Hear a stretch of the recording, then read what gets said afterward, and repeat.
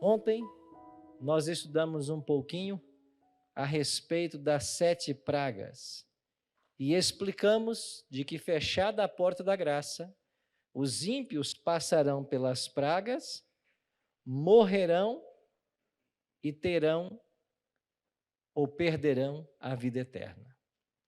Por outro lado, após o fechamento da porta da graça, os salvos passarão pela angústia de Jacó, mas eles se salvarão e receberão a vida eterna. Então, todo ser humano que estiver vivo, nesse momento final da história, se ele estiver salvo, ele passa pela angústia, mas finalmente estará salvo. Se ele não está salvo, ele recebe as pragas e depois ele está condenado eternamente. Então, esse é o tema de hoje, a angústia de Jacó. O próprio Cristo falou a respeito de um tempo de grande prova. Aqui em Mateus 24, 21, ele escreveu, ou disse, porque nesse tempo haverá grande tribulação, como desde o princípio do mundo até agora não tem havido e nem jamais haverá. O próprio Cristo alertou a respeito desse tempo de prova. E o profeta Daniel também falou sobre isso no último capítulo do seu livro. Daniel escreveu assim: nesse tempo se levantará Miguel, o grande príncipe. Uma pausa aqui, quem é Miguel? No livro de Daniel, é o próprio Cristo. Então, nesse tempo, Cristo vai se levantar. Pastor, mas Miguel não é um anjo? Não, Miguel é um título de Cristo. Você está lembrado que no Antigo Testamento, no Cristo pré-encarnado, ele apareceu muitas vezes na forma de um anjo, mas esse aqui não é um anjo comum. É o próprio Cristo que assume o título de Miguel, quando ele enfrenta as forças do mal. E nesse tempo ele vai se levantar. Quem é ele? É o grande príncipe, é o defensor dos filhos do teu povo. E haverá um tempo de angústia qual nunca houve, desde que houve nação até aquele tempo. Mas naquele tempo será salvo o teu povo. Todo aquele que for achado inscrito aonde? No livro. Que livro é esse? Livro da vida. O livro da vida do Cordeiro. Então Deus tem um livro nos céus, aonde o nome dos salvos está sendo escrito.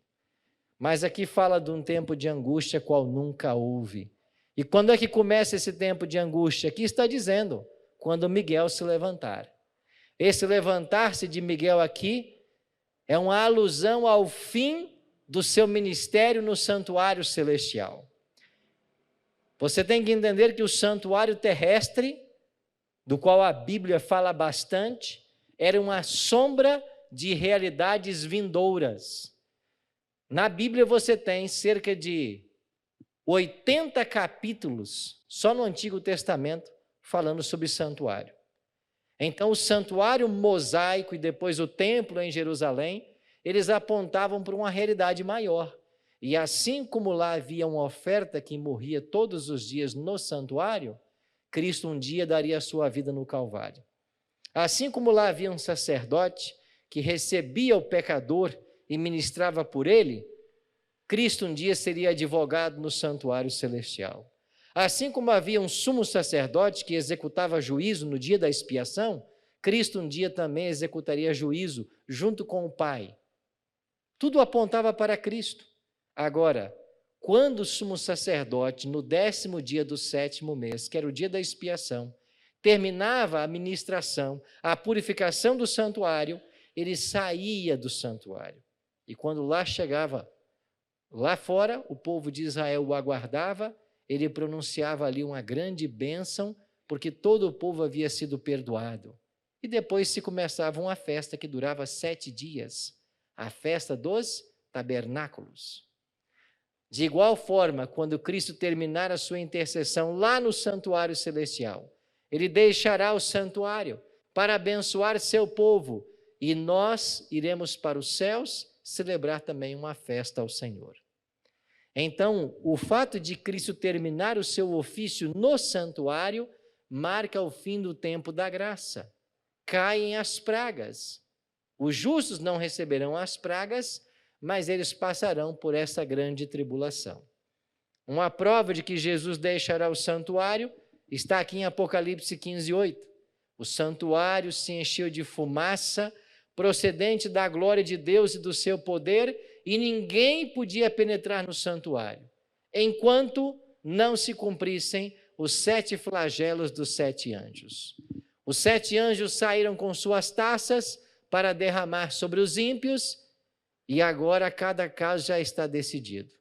Apocalipse 22:11 diz: continue o injusto fazendo injustiça, continue o imundo ainda sendo imundo, ou seja, quem está perdido, está perdido. Agora, continue o justo na prática da justiça, e o santo continue a santificar-se. Os casos foram decididos. Os ímpios receberão então as pragas, mas os justos passarão pela angústia de Jacó. Então aqui nós temos um quadro do que vai acontecer daqui para frente com os 2 grupos. Hoje nós estamos aqui nessa linha do tempo, vai se fechar a porta da graça, quando Cristo deixar o santuário celestial, as pragas começarão a cair sobre os ímpios e os justos passarão pelo tempo que nós chamamos angústia de Jacó. Agora, por que nós falamos angústia de Jacó para esse período de provação? Isso é tomado da própria Bíblia.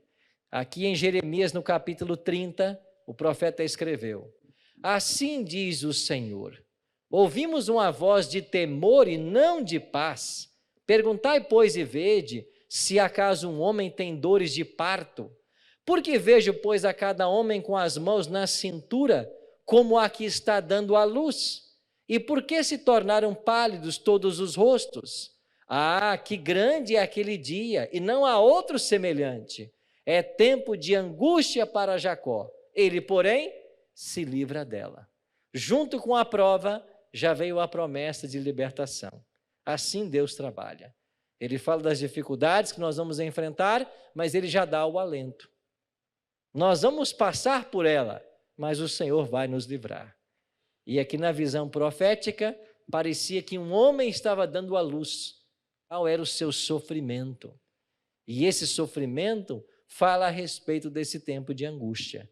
Então, a experiência de Jacó, que lutou com um anjo, que passou por diversas provas, que teve o seu nome mudado e tornou-se pai das 12 tribos, esta experiência é usada agora para descrever a experiência que o povo de Deus terá antes da volta de Jesus. Deixa eu abrir um outro parênteses aqui. Pastor, eu nunca ouvi falar sobre isso. Nunca ouviu? Pois é, está aí na Bíblia. Você percebe quantos temas estão na Bíblia e às vezes não são estudados? E sabe o que é mais triste? Às vezes a gente se reúne todo dia em igrejas por aí, todo dia tem culto, tem culto, tem culto, mas às vezes nós ficamos presos apenas à questão dos dons espirituais. Um buscando lá ficar falando língua que ninguém entende, o outro buscando lá cura, o outro buscando expulsar demônio. Todo dia é isso e é isso. Agora, o crescimento espiritual que vem do conhecimento da palavra, isso é ignorado. Pior ainda, eu sei de denominações que não incentivam seus membros a estudarem a Bíblia. Eu sei de denominações que não incentivam nem os pastores a estudarem a Bíblia.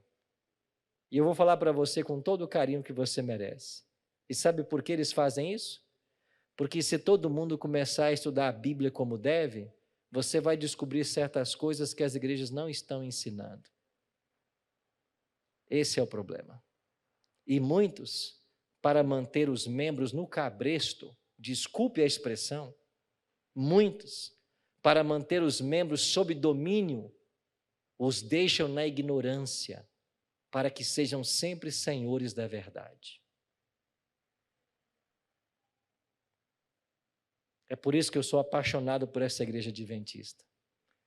Você pega a nossa lição de estudo diário, olha quanta coisa a nossa lição estuda, quanta coisa ela ensina.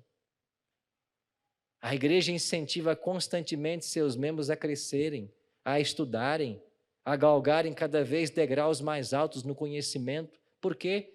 Porque nós não temos medo de nada que está nesse livro.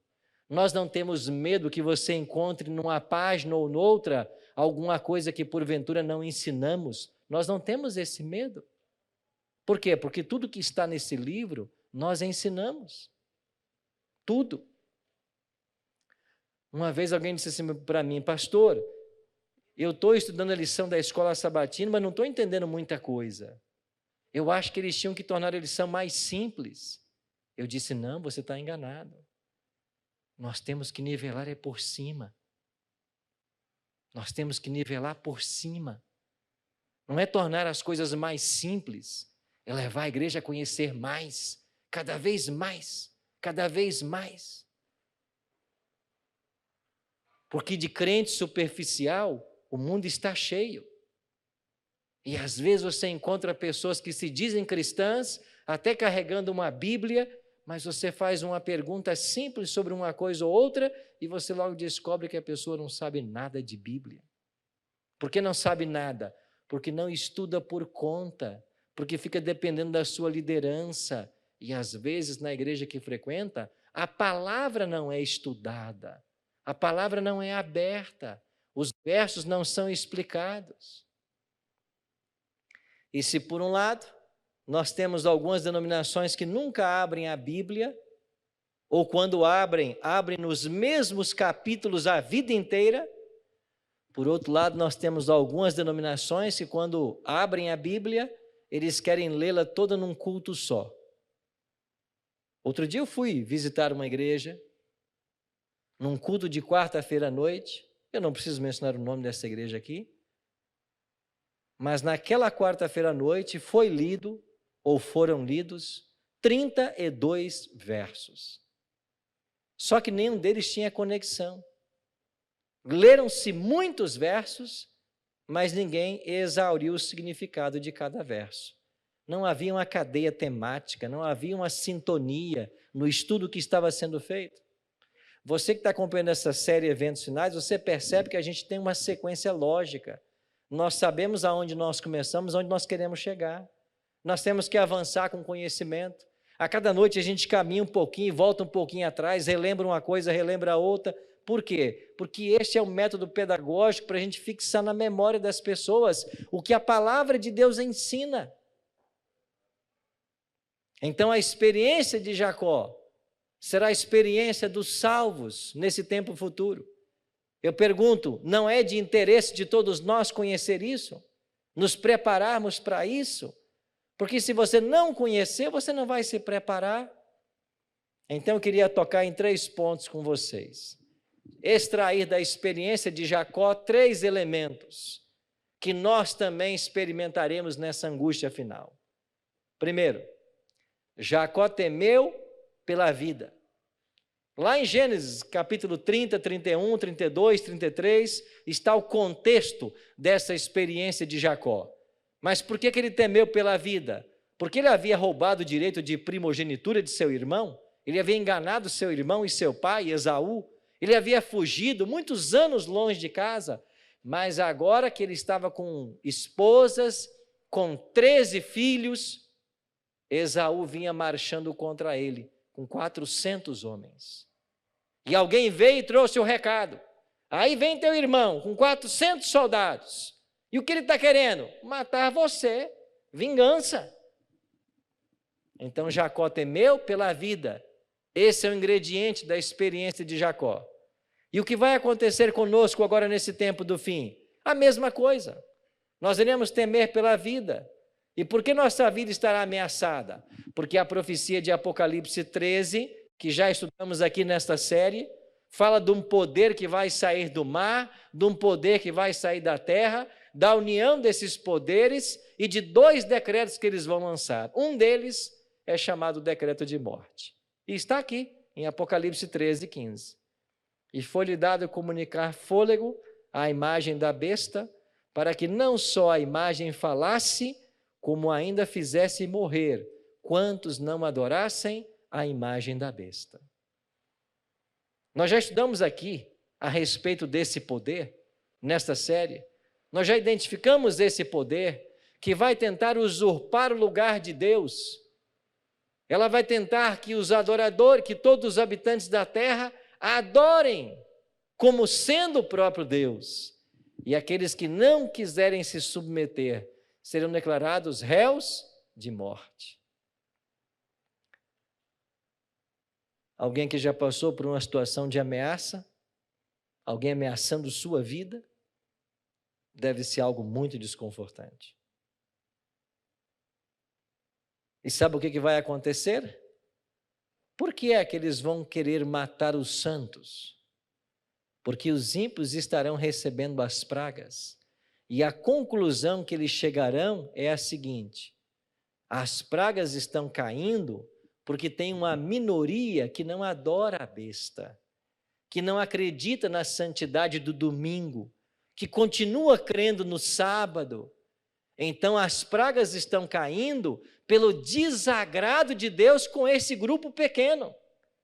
E então, como aconteceu lá na experiência de Jonas, eles têm que eliminar alguém para que a ira de Deus passe na concepção deles. Lembra da história de Jonas? As pragas vão enfurecer os ímpios contra os justos, e eles pensarão que os justos é que haviam trazido o juízo divino sobre eles, e que se pudessem se livrar deles, as pragas cessariam. Assim como disse Jonas: me joguem no mar, e a tormenta vai passar, eu sou o culpado. Tem um outro paralelo nessa história. Olha para a experiência de Cristo. Foi Caifás quem disse: nem considerais que vos convém que morra um só homem pelo povo e que não venha a perecer toda a nação? É melhor que esse Cristo morra do que toda a nação judaica. Eles vão dizer a mesma coisa.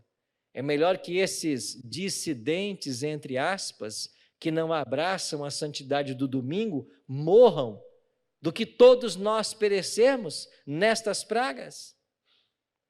É por isso que a vida será ameaçada.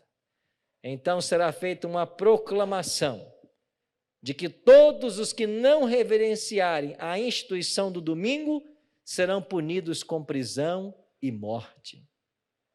Mas lembra da história de Daniel capítulo 3? Que é o paralelo de Apocalipse 13? Quando você estuda Apocalipse 13, o seu intertexto está aqui em Daniel 3. Você tem ali uma imagem sendo levantada para ser adorada, você tem um decreto de morte, você tem alguém querendo se passar por Deus, você tem também um remanescente. E assim como lá em Daniel 3, Ananias, Misael e Azarias não dobraram seus joelhos e não se prostraram diante da imagem de Nabucodonosor, ainda que isso lhe custou serem lançados na fornalha de fogo ardente, nesse tempo do fim, os salvos também não se prostrarão diante da besta, não vão abrir mão da lei de Deus, do sábado, e também serão ameaçados de morte. A boa notícia é que eles não morrerão. Eu vou voltar a esse tema. Segundo ponto de paralelo entre a experiência de Jacó em Gênesis e a experiência do remanescente no tempo do fim. Jacó não sabia se Deus o havia perdoado, e é por isso que Jacó lutou com Deus, e você vê lá o relato de que ele lutou fisicamente com Deus, e o anjo tentava se livrar de Jacó, e Jacó não soltava. E o que disse Jacó para o anjo? Enquanto você não me abençoar, eu não te solto. Eu não solto você enquanto você não me abençoar. Esta será a experiência pela qual passará o povo de Deus. A escritora norte-americana Ellen G. White, a quem os adventistas do sétimo dia acreditam ser uma profetisa, disse no livro Grande Conflito 620, e eu volto a falar para você a mesma coisa que eu já disse nessa série: leia esse livro. Esse livro vai mudar a sua história. Leia esse livro, O Grande Conflito. Está aí na internet, disponível gratuitamente para você ler. Leia esse livro. E ele, na página 620, ela escreveu assim: no tempo de angústia, se o povo de Deus tivesse pecados não confessados, que surgissem diante deles, enquanto torturados pelo temor e angústia, seriam vencidos. O desespero suprimir-lhes-ia a fé, e não poderiam ter confiança para suplicar de Deus o livramento. Mas, ao mesmo tempo em que têm uma profunda intuição da sua indignidade, não possuem falta oculta para revelar. Seus pecados foram examinados e extinguidos no juízo. Ou seja, todos os pecados foram confessados antes do fechamento da porta da graça. Então, esta angústia será gerada, e veja que está claro no texto que eles vão estar conscientes da sua indignidade. Eles não se consideram santos e justos. E, finalmente, Jacó temeu pela segurança da família. E você sabe do relato, o que fez Jacó? Enviou vários presentes para Esaú, para apaziguar a ira de Esaú, para tentar desviar o propósito que Esaú tinha de tirar-lhe a vida. Enviou vários presentes, e além de enviar vários presentes, ele colocou a sua família lá no final da sua multidão. Ele temeu pela família. O que vai acontecer nesse tempo final da história? Ellen G. White se inscreveu nos Lugares Celestiais, página 344. Está prestes a sobrevir ao povo de Deus o tempo de angústia. Ela está tomando a expressão de Jeremias 30.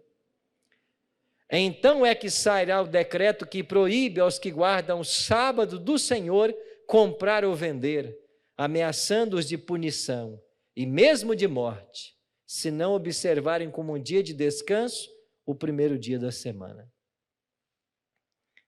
Aqui em Jacareí, onde nós moramos, quando precisa de qualquer coisa, você vai numa rede chibata de supermercados. E a gente vai no chibata e encontra lá todos os amigos ali fazendo compras. Tudo o que você precisa, o chibata tem. Agora você guarda o sábado, você não pode mais entrar no chibata. Você não pode comprar mais nada em lugar nenhum. Agora olha para essa foto. O que você vai fazer quando os seus filhos, quando a sua família estiver com fome? Quando você precisar dar de comer para as pessoas que você ama, o que você vai fazer? Você não pode comprar e nem vender.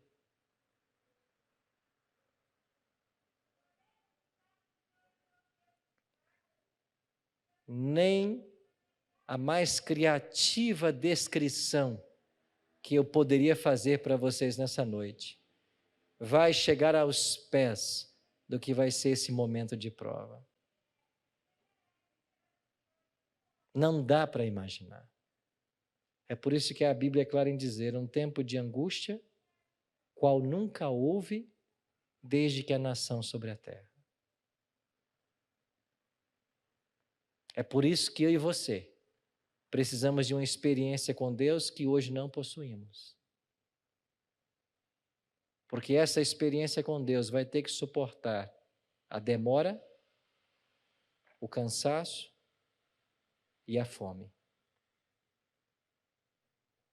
Vai ter que suportar a demora, o cansaço e a fome.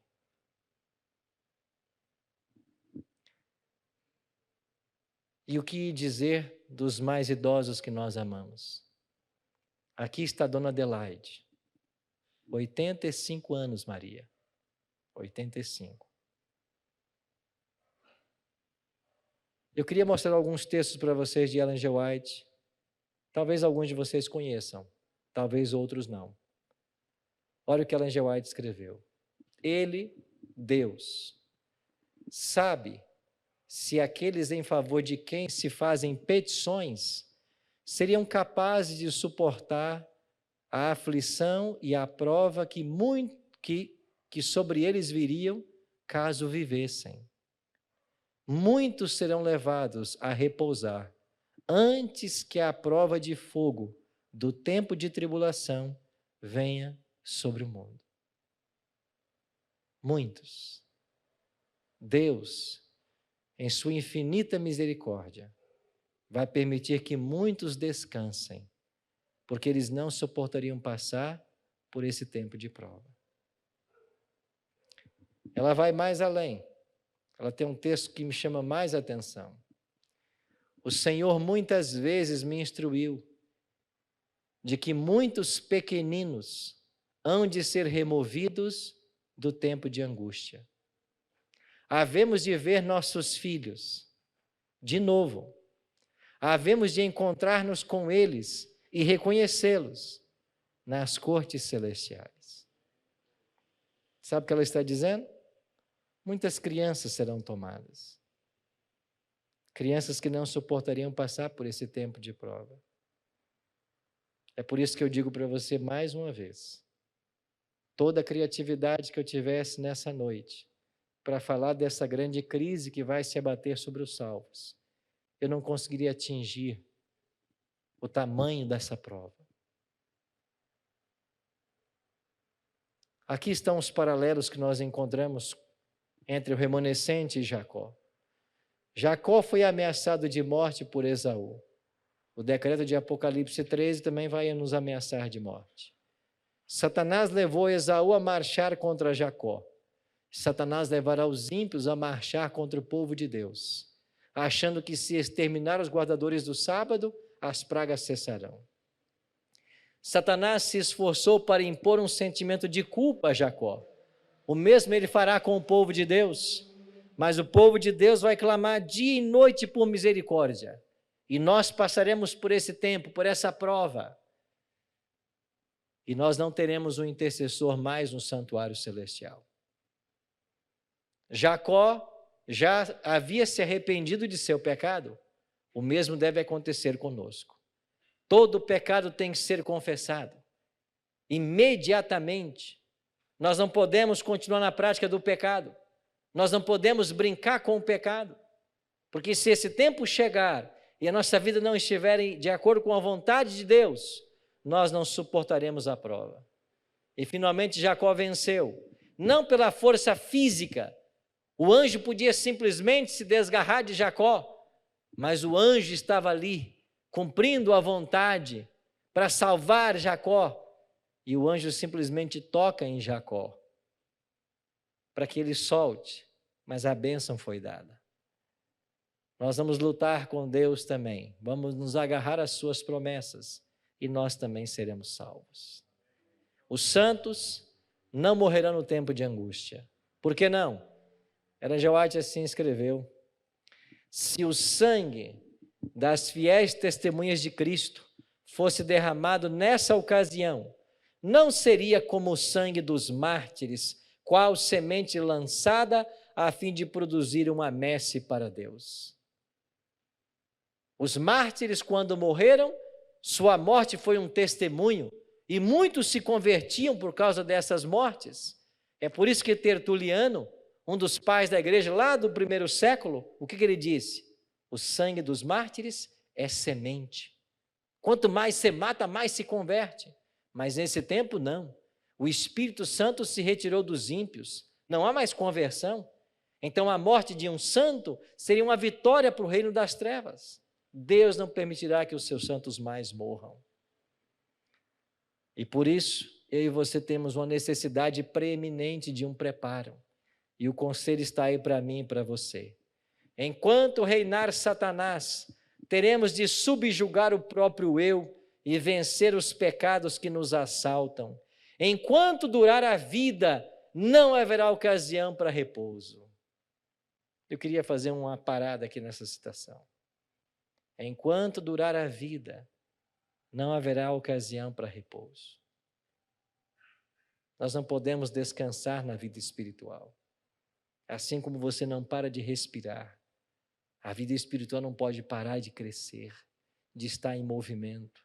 Avançar com Deus, avançar no conhecimento da palavra, avançar na sua caminhada, avançar no cumprimento da missão, nós não podemos parar. Nós temos que a cada dia dar um novo passo. Nós temos que a cada dia nos colocarmos nas mãos de Deus para irmos mais longe, fazermos mais, sermos mais usados, porque é isto que importa finalmente. Eu não trouxe para vocês aqui vários textos que eu li, mas um deles, ela diz claramente, de que nos adianta acumular tesouros nessa terra, se nós não empregarmos isso para o bem daqueles que nós amamos e para o avanço da causa de Deus, chegará o tempo em que esses bens não terão nenhum valor e não haverá mais a oportunidade de aplicá-los também para que o Evangelho avance. Eu não estou aqui pregando uma pobreza voluntária, que você venda tudo, dê para a igreja e viva na miséria. Eu não estou pregando isso. Eu estou pregando que você tem que ter um planejamento. Porque se o seu coração está nas coisas desse mundo, pode ser que estas coisas segurem você na hora de deixar tudo para trás. E quando nós não pudermos comprar e nem vender, qual será a nossa única saída? Sair das grandes cidades, depois das pequenas cidades, em busca do alimento, da sobrevivência. E imagine você se o nosso coração estiver nas posses que Deus nos confiou como mordomos. Muitos agirão como a mulher de Ló. E na hora que tem que sair, não, mas eu não posso, porque eu tenho muita coisa atrás. E eles vão virar para trás, para essas coisas, e também vão se perder como se perdeu a mulher de Ló. Por isso, não haverá ocasião para repouso. Nenhum ponto, escreveu Ellen G. White, a que possamos atingir e dizer, alcancei tudo completamente.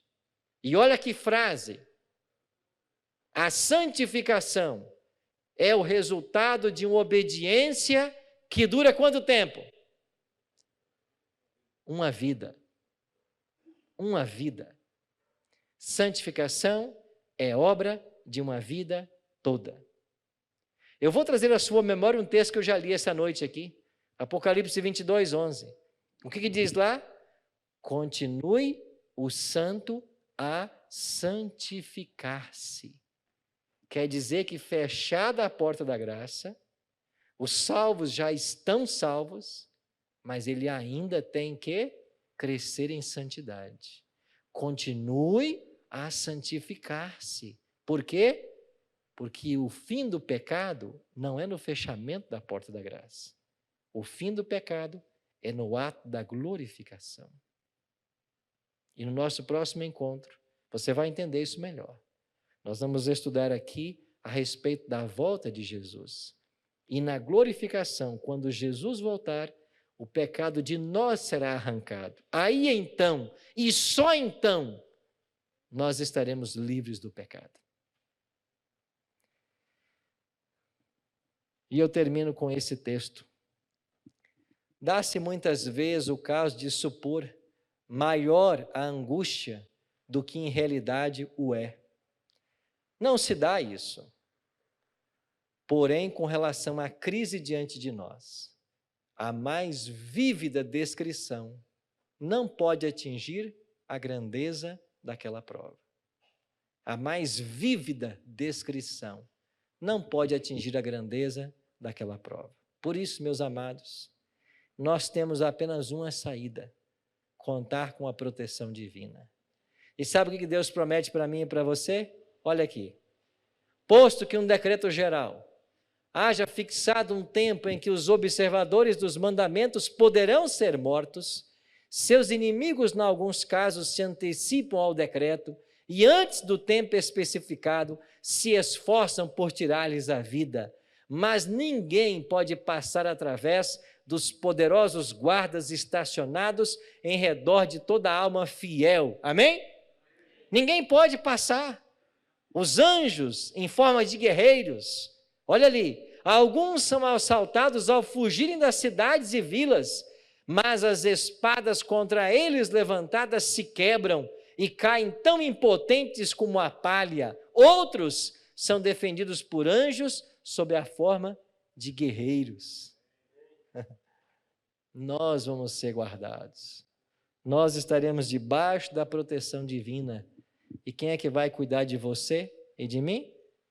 Os anjos. A promessa de Deus é: os anjos do Senhor se acampam ao redor dos que o temem e os livra. Já fazem 8 anos que eu apresento o programa Bíblia Fácil, e você sabe disso. Todas as vezes levamos 10 pessoas para participar das gravações. E se você perguntar assim para mim, pastor, qual foi a temporada mais difícil que o senhor enfrentou? Foi esta aqui, ó. Esses 10 convidados. Foi a temporada mais difícil. A temática era Daniel. E quando eu apresentei que Cristo era Miguel em Daniel, alguns se levantaram, 1 ou 2, e disse, não, Miguel é um anjo. Quando eu falei sobre o sábado, mais uma vez alguns se levantaram, não, pastor, é o domingo. Quando eu falei a respeito do dom de línguas, que na Bíblia dom de línguas é uma língua nativa, materna, alguém se levantou e disse, não, pastor, eu falo língua estranha. Eu tinha 3 pastores no grupo, e foi uma semana muito tensa. Os embates teológicos foram tão fortes que quando chegou no final da semana, eu terminei as gravações, isso aconteceu lá no Cevisa, eu fui para o meu quarto e eu desmaiei literalmente, de tão cansado que eu estava. Não era só o fato de ter ficado a semana inteira em pé nas gravações, mas é o embate teológico, a discussão em torno dos temas da Bíblia. Passados uns meses dessa gravação, num sábado à noite, eu e minha esposa saímos daqui de Jacareí, fomos até São Paulo, capital, para auxiliar o pastor Emílio Abdala num evangelismo. Ele estava terminando uma série numa grande quadra de esportes, ali de uma escola adventista de São Paulo. E quando eu cheguei nessa quadra para auxiliá-lo no evangelismo do pastor Emílio Abdala, uma família me procurou. E o pai da família disse, pastor Arilton, a gente queria contar para o senhor uma história, mas a minha esposa está muito emocionada, ela não consegue falar. Mas a gente queria contar para o senhor o que aconteceu. E eu disse, então, depois do programa, me procurem. E quando acabou o programa, aquele senhor, a esposa e um filhinho vieram falar comigo. A mulher não conseguia falar, estava emocionada, e ele então começou a contar a história. E disse, pastor Arilton, o senhor se lembra de uma temporada que o senhor gravou a respeito de Daniel, onde houve muita discussão a respeito dos temas, inclusive da identidade de Miguel? Eu disse, claro, como é que eu vou esquecer? Foi uma das temporadas mais difíceis de serem gravadas. E ele disse assim, pois é, pastor, nós estávamos num sábado à tarde, eu, minha esposa e meu filho, que aqui está, assistindo essa programação.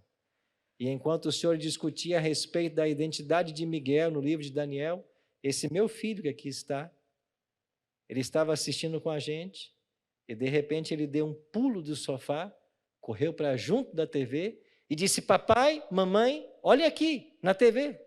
E nós perguntamos, o que, filho? E ele disse, um anjo ao lado do pastor Arilton. E eles disseram, mas filho, nós não estamos vendo nada. E ele disse, papai e mamãe, olhem aqui, ao lado do pastor Arilton, vocês não estão vendo? Um anjo. E meses depois dessa gravação, por voz de um garoto, Marcos Gabriel, é que eu fui ter a certeza de Deus que todas as vezes que você se levantar para abrir a palavra e ensinar a verdade, os anjos do Senhor vão estar com você.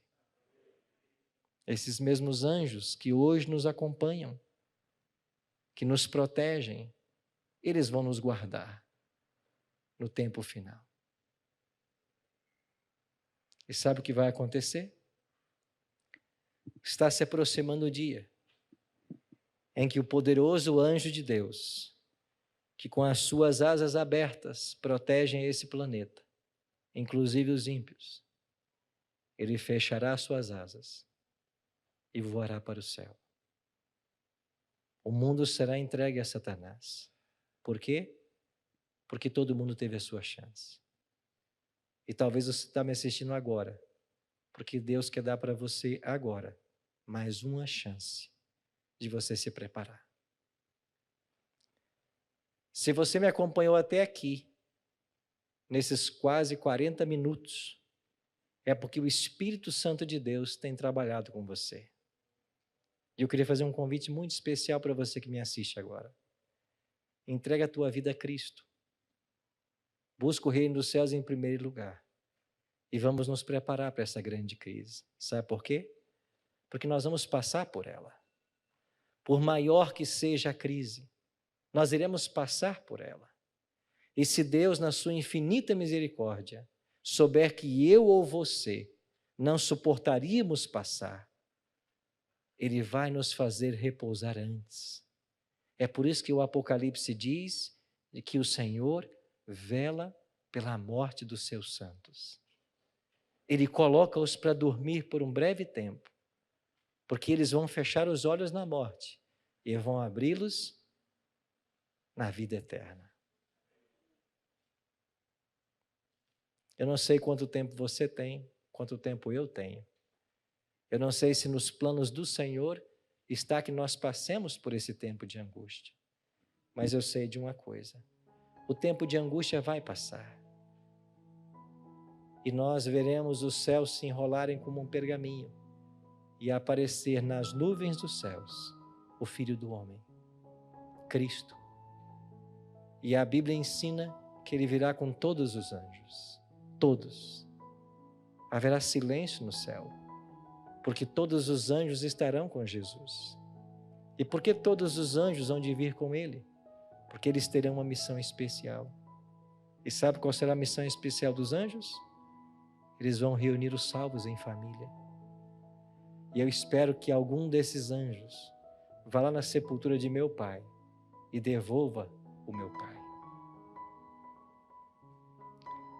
Eu espero que um outro anjo vá na sepultura do meu irmão, João, e devolva o meu irmão. E eu não sei se até lá eu teria minha mãe, as pessoas que eu amo. Você também não sabe. Mas uma coisa é certa: aquele que prometeu vir, virá, e não vai tardar. E o nosso choro poderá durar uma noite, mas a alegria virá pela manhã bem cedo. Estamos falando de salvação, de vida eterna. É isso que importa. E como pastor, o que às vezes dói o nosso coração é saber que tanta gente por aí está na igreja todo dia, mas esse tema está surpreendendo você, porque você está há 30 anos dentro de uma igreja, há 40 anos numa igreja, há 50 anos numa igreja, e nunca ouviu falar desse tempo de tribulação. Ou talvez ensinaram para você que nós não passaremos por essa tribulação. Alguns falam num pré-tribulacionismo, pós-tribulacionismo. As pessoas estão confusas, mas os textos que lemos da palavra de Deus hoje é para dizer para você: esse é o caminho, andai por ele. E o que você vai fazer diante das verdades que Deus está nos revelando? Eu espero que você faça uma coisa: que você se coloque inteiramente nas mãos do Senhor, que você se entregue para Ele e que você viva para Ele. Esse será o grande encontro. Eis que cedo venho, disse Jesus, e comigo está o galardão. Ele vem para dar a recompensa para mim e para você. Vamos orar? Pai querido, muito obrigado pelas promessas da Tua palavra, de que ainda que seja grande a angústia de Jacó, em Jeremias 30, o Senhor nos promete nos livrar dela. Nós seremos libertos, porque aos Teus anjos dará ordem para que cuidem de nós. Nós seremos libertos porque a Tua promessa é que o pão será dado e as águas serão certas. Nós confiamos na Tua direção, porque maiores são aqueles que estão do nosso lado. E nós queremos agora entregar o nosso coração ao Senhor e Te declarar nosso Salvador. Nos abençoa, Pai, e nos prepara para os eventos finais da história desse mundo. E um dia, depois que tudo isso passar, Nós queremos estar lá no mar de vidro, celebrando o Cordeiro. Por isso, abençoa todos nós. Aos amigos que nos assistem agora pela internet, que o Teu Espírito abrace-os agora, que eles sintam a Tua presença agora, nesse exato momento. Que os Teus anjos façam companhia para eles e que o Senhor opere na vida deles os milagres que eles tanto precisam. Tome conta de todos nós. É a nossa oração, em nome e por amor de Jesus. Amém.